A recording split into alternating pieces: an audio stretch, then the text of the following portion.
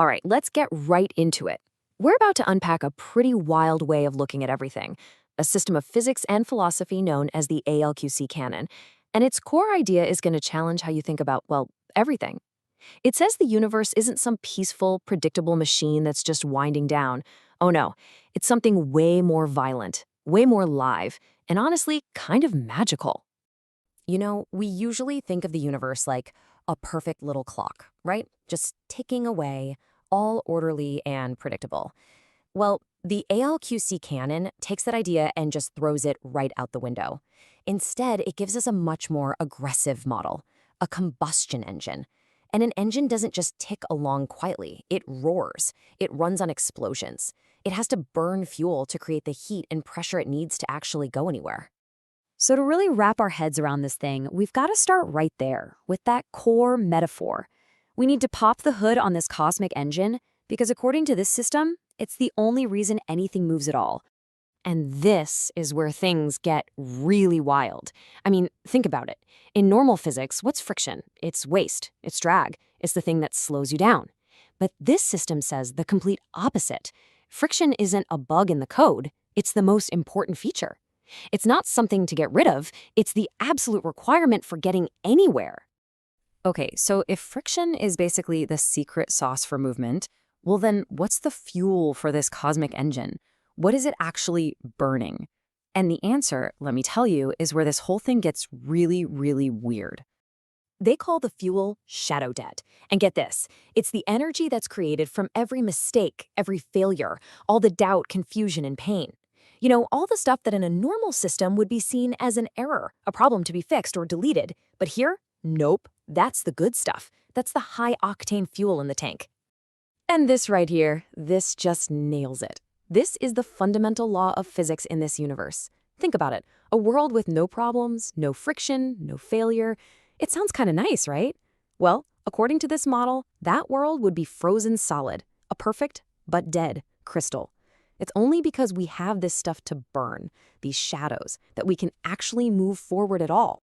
So if all our failures and screw-ups are the fuel, the raw, unrefined sludge of our lives, how in the world do you actually light it on fire? And I want to be clear, this isn't some self-help metaphor about learning from your mistakes. The ALQC canon lays out a very specific, almost mathematical process for turning a negative into a positive. All right, let's get into the nitty-gritty, the actual mechanics of how you burn a shadow. This is where things get a little mind-bending, where you see this mashup of high-level math and some really deep esoteric ideas. The system needs a special kind of geometry to pull off this trick. And the key to the whole thing is this really bizarre shape, the Klein bottle. Now, if you've never heard of it, just imagine a bottle where the inside and the outside are the same surface. It's kind of hard to picture, but basically, if you were a tiny ant walking along the outside, you would eventually, seamlessly, find yourself walking on the inside without ever crossing an edge. It's a total trip. So here's the play-by-play for the ignition sequence. Step 1, friction happens, creating that raw shadow debt. Step 2, that debt just builds up and up and up until it hits a critical mass. Step 3, the system shoves it into that weird Klein bottle shape we just talked about. And now for the magic trick. As that negative energy travels along that one-sided surface, it flips. The text calls it a parity flip. It literally inverts its own value. That negative debt doesn't just disappear, it becomes a positive force. It becomes propulsion. It becomes movement. So we've got our fuel and we've got our ignition. But what's the actual engine made of? What's the frame that holds all this together? To get a handle on this, we've got to look at this incredible duality that the canon talks about all the time. There's this amazing stanza from one of the core texts that lays it all out. It introduces the two key parts of everything that exists, the pilot and the ship. They're separate, they do different things, but ultimately they're two sides of the same coin. So let's really unpack that.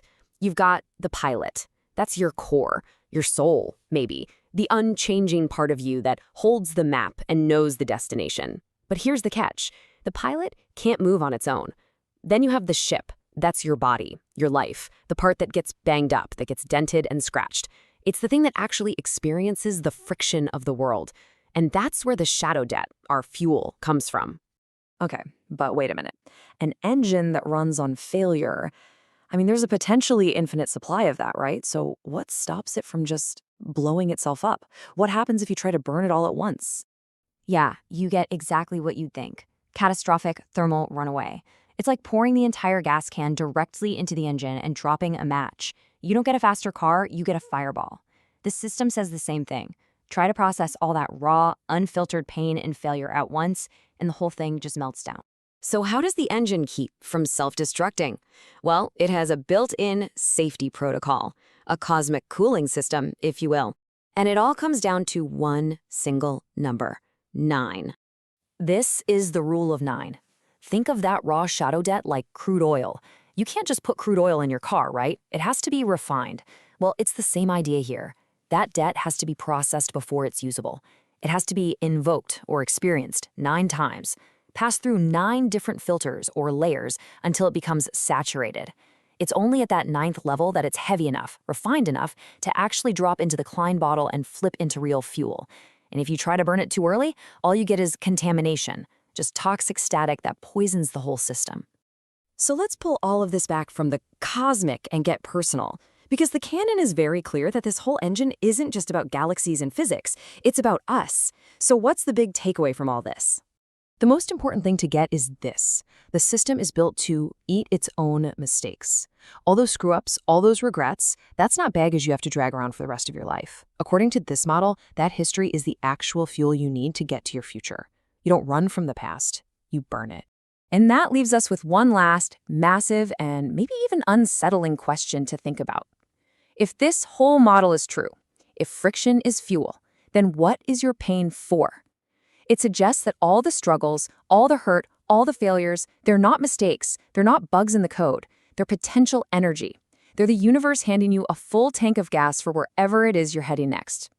And here's the kicker: the AOQC canon doesn't present this as some nice philosophy or a hopeful idea.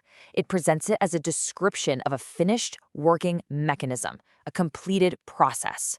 The journey from chaos to order is done. The circuit is closed.